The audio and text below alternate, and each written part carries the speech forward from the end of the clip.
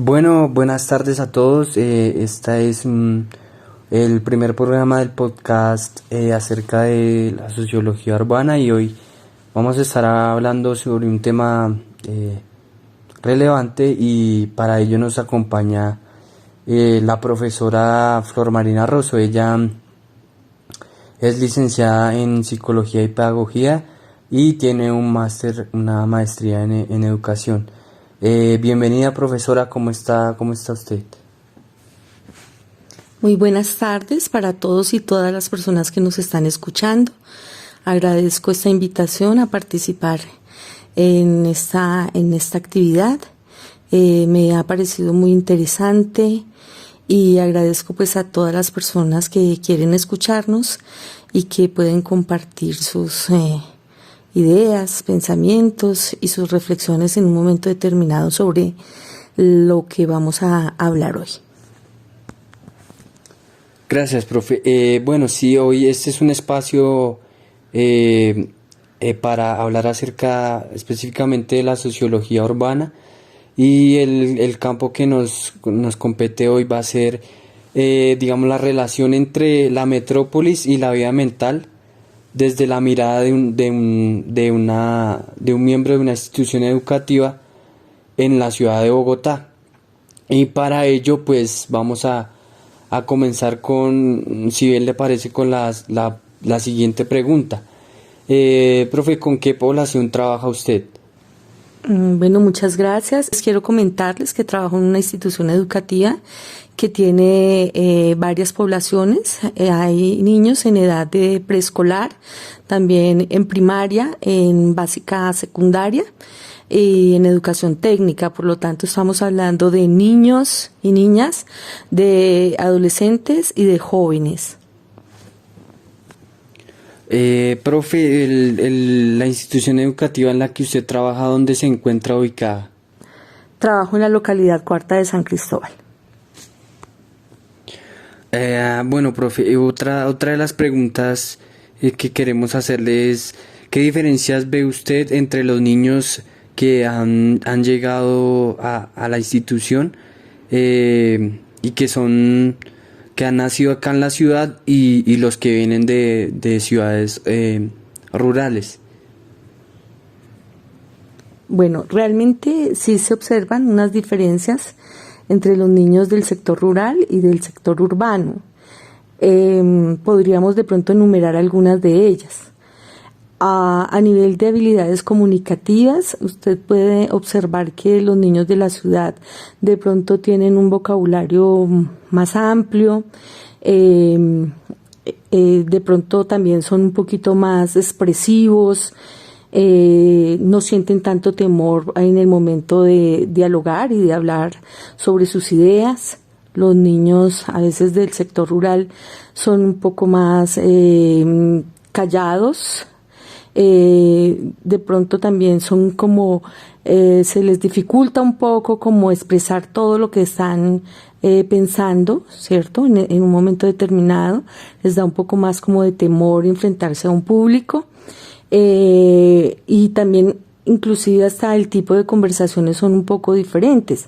Los niños de la zona urbana hablan más de pues lo que está relacionado con actividades de su comunidad, están mucho en relación con, por ejemplo, programas, con la utilización de tecnologías, sus juegos, por ejemplo, están relacionados con juegos de carácter de pronto como electrónicos, han perdido un poco esos juegos que eran más de, como les digo, como de encuentro social, mientras que los niños de la zona rural, hablan más de juegos, por ejemplo, comunitarios, de cosas que les permiten a ellos de pronto salir de sus casas, de sus espacios pequeños, de pronto a interactuar más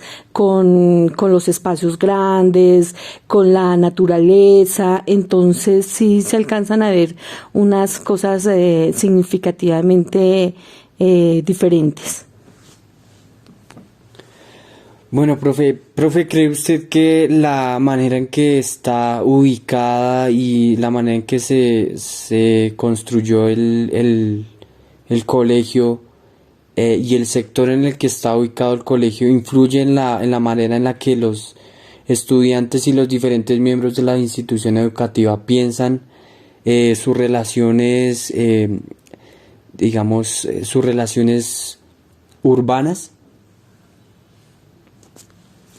Bueno, yo quiero contarles que la institución en la que yo estoy, pues considero que es una institución afortunada, que la comunidad es afortunada en el siguiente sentido. Es un colegio amplio, es un colegio que tiene grandes zonas verdes. Hay proyectos inclusive en la institución que hablan de la naturaleza, que hablan de pronto acciones y actividades que tienen que ver con el medio ambiente. Los espacios, como les decía, son amplios, las aulas también considero que son amplias. Y hay unos espacios sociales bastante grandes. Eso permite que muchas actividades que se ejecutan en el colegio pues tengan como esa característica social y comunitaria. Y también, como les decía, algunos proyectos le permiten a los chicos ir y mirar sus espacios de una manera diferente. Se hacen varias actividades con el propósito de embellecer los espacios y con el propósito de que los espacios sean también cómodos para los niños, las niñas, los jóvenes y los adolescentes. Creo que esa es el tener una institución con esas características permiten que el encuentro entre los miembros de la comunidad sea también diferente y pues como que a veces invita a que hagamos otro tipo de actividades que de pronto en espacios más pequeños, más cerrados, no se podrían hacer, como actividades deportivas al aire libre, bueno, encuentros culturales, etcétera, muchas cosas que hacen que la dinámica social sea diferente. Personalmente creo que los espacios sí afectan bastante a las personas, es su manera de pensar, su manera de vivir y también su manera de entender el mundo.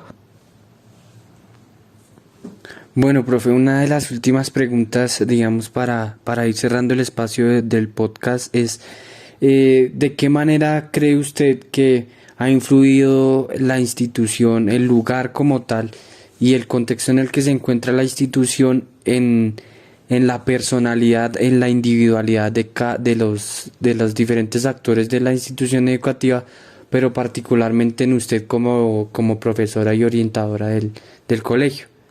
Yo considero que las instituciones educativas que existen en la parte rural tienen unas características diferentes a la que hay en la parte urbana, ¿sí? ¿Por qué? Por ejemplo, nosotros, y creo que la mayoría de instituciones se ciñen por unos horarios como muy puntuales, ¿sí? Para todo, desde la entrada, los cambios de clase, el terminar las clases, la salida del colegio, todo eso tiene una dinámica muy especial porque por la cantidad de población que tenemos en el sector, el colegio tiene muchos estudiantes. Por esa razón tenemos varias jornadas, ¿sí? Entonces, el tema, por ejemplo, del tiempo es muy importante. Como les decía, el cambio de clase, el terminar la jornada a determinada hora, ¿sí? Porque entra otra nueva jornada. Entonces sí nos movemos en relación con el tiempo muchísimo. Por otro lado, lo que les decía, el colegio, pues aunque es amplio, también la población que tenemos, por ejemplo, en la jornada en la que yo estoy, que es en la jornada de la mañana, estamos hablando más o menos de 2.200 estudiantes, igual en la jornada de la tarde. Entonces, todo se sincroniza para que los estudiantes estén en diferentes actividades, en diferentes espacios, ¿sí? No termina siendo como tan libre, sino eso demanda una organización diaria, una organización semanal y también pues anual de todas las actividades que se van a desarrollar, de los proyectos, de todo, porque pues se enmarca en una gran organización que tenemos que tener pues para cumplir con con algunas de las necesidades de la población en general del sector. Profe, usted nos ha mencionado, digamos, algunas características de la institución educativa y del contexto en el que se encuentra, pero también queremos hacerle la siguiente pregunta. ¿Cómo ve usted las familias, algunas familias, o cuáles son las diferencias sustanciales que encuentra usted entre las familias de los estudiantes que asisten a instituciones educativas en la ruralidad? ¿Y cuáles son las características de las familias de estudiantes que asisten a instituciones educativas en el sector urbano en el que se encuentra usted? Bueno, realmente creo que esta es una pregunta muy importante, ya que el estar en la parte urbana hace que nos movamos con unas dinámicas especiales. La mayoría de los padres de los niños tienen sus trabajos, algunos trabajan en empresas con unos horarios como muy puntuales, como les decía, otros tienen unas jornadas amplias, muy amplias, y bueno, también hay unas personas que su desplazamiento hacia el trabajo es muy largo. Entonces eso hace que a veces los tiempos que comparten con los hijos sean más pequeños.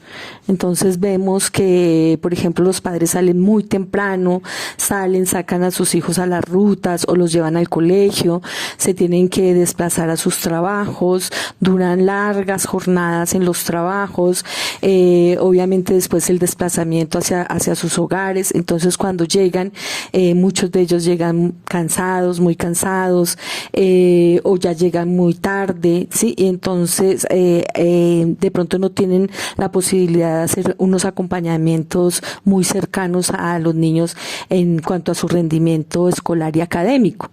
¿Sí? Eso termina siendo, como a veces lo veo, como muy propio de las ciudades, porque todo el mundo anda en el corre-corre, todo el mundo anda con muchas ocupaciones, también la gente de la ciudad tiene como uno de sus intereses continuar avanzando en su parte académica. Entonces vemos muchos padres que trabajan y estudian al mismo tiempo. Entonces eso está relacionado con el corre-corre que les decía. Y de alguna manera eso termina afectando ese acompañamiento a los niños. Si eso lo comparamos a veces con otras instituciones en las que he podido compartir a nivel rural, vemos que la vida es de pronto en la ruralidad no es la vida podría decirse que es un poco más tranquila, sin que eso signifique que las personas no trabajan fuertemente y que no dan lo mejor de sí para sacar adelante sus proyectos, sino que, por ejemplo, encontramos a familias dedicadas a la agricultura, que hacen sus actividades en determinados tiempos y de pronto a veces les queda otro tiempito también para acompañar a sus hijos.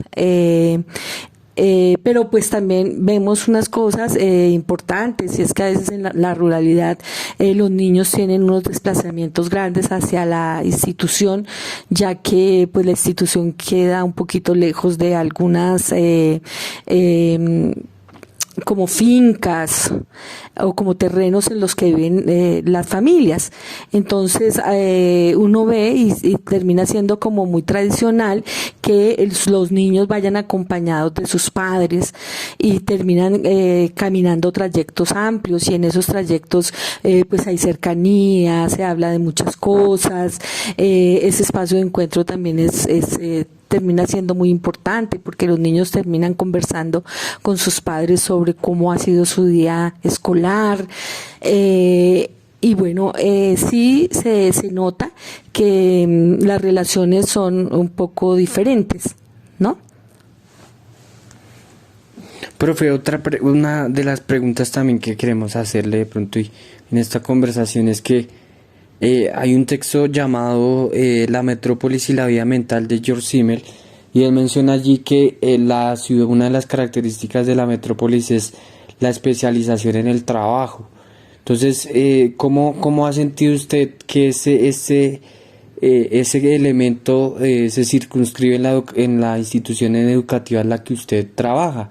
Si es diferente a la especialización del trabajo en la ruralidad en las que usted ha podido estar en las instituciones educativas, y cómo esa misma especialización del trabajo se hace evidente en la urbanidad.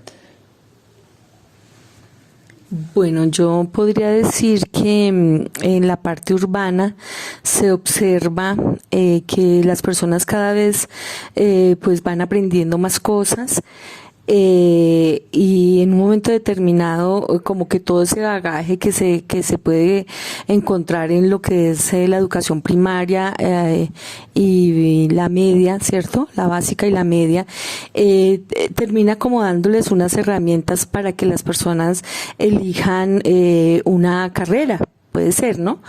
Y entonces uno ve en la ciudad como que las personas piensan en muchas posibilidades, y entonces se observa cómo la gente investiga sobre carreras, y cada vez más. O sea, la gente se sigue formando, hace su pregrado, después quieren continuar con un posgrado, y así sucesivamente, y entonces buscan cada vez ser más especialistas en un tema. Eso es como muy propio de la ciudad. En la parte rural, pues vemos de pronto algunas cosas diferentes, sin que eso sea tampoco una generalidad, ¿no? Pero sí vemos que las personas quieren tener como una educación básica, ¿cierto? Y de pronto no hay tanto interés en buscar hacer especializaciones, ¿sí? Sino ven una educación básica, como les decía, y las personas que de pronto quieren seguir en lo rural y quieren seguir haciéndose cargo de todo lo que es el tema de la agricultura y todo eso, pues terminan también aprendiendo muchísimo, ¿cierto?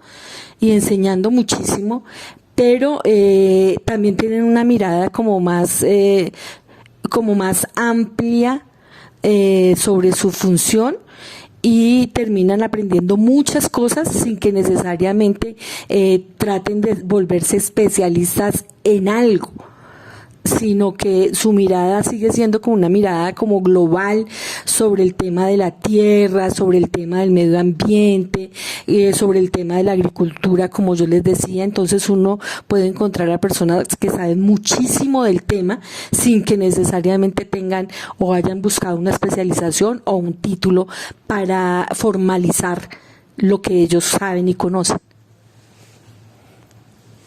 Bueno, profe, muchas gracias por el espacio, por haber compartido con nosotros sus ideas, y no sé si quiera dejarles como un mensaje a las personas que nos están escuchando para el siguiente podcast, para el siguiente programa.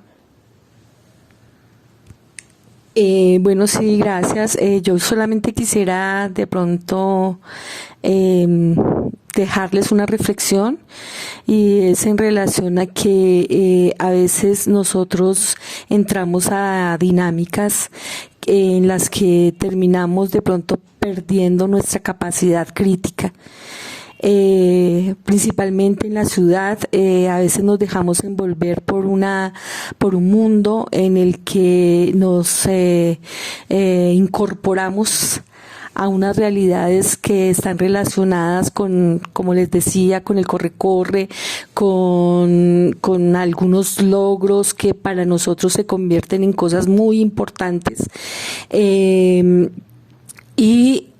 A veces nos dejamos como permear por una serie de necesidades que la misma cultura y que la misma sociedad de consumo nos está imponiendo. Entonces perdemos cosas maravillosas, perdemos la posibilidad de encontrarnos como seres humanos con nuestras individualidades, terminamos a veces homogenizando todo, como que todos queremos ir para el mismo lado, como que empezamos a tener una mirada de la vida muy semejante en relación a lo que es el éxito, a lo que es la prosperidad, a lo que es el deber ser, y perdemos cosas que son realmente importantes y que nos dan como esa individualidad que debemos tener los seres humanos. Entonces, los invitaría a que así estemos en la parte rural o en la parte urbana, sigamos alimentando algunas dimensiones que son muy importantes en las personas, como es la dimensión espiritual, como es la dimensión estética, como es la dimensión política y todas las que ustedes saben que hace parte del ser humano. ¿Para qué? Para que tengamos un pensamiento crítico, para que seamos reflexivos, para que no nos dejemos llevar, sino podamos tener algo que decir a los demás y no perdamos esa característica tan importante en los seres humanos que es el comprendernos y el vernos como seres únicos e irrepetibles. Creo que cuando se pierde esa mirada, terminamos siendo como una masa, y no terminamos siendo lo que queremos ser, que es ser sujetos críticos con derechos y necesidades y personas que podemos abonar y aportar a una sociedad donde no nos unifiquen a todos, sino que podamos hacer parte de esa gran diversidad que tiene el universo. Gracias.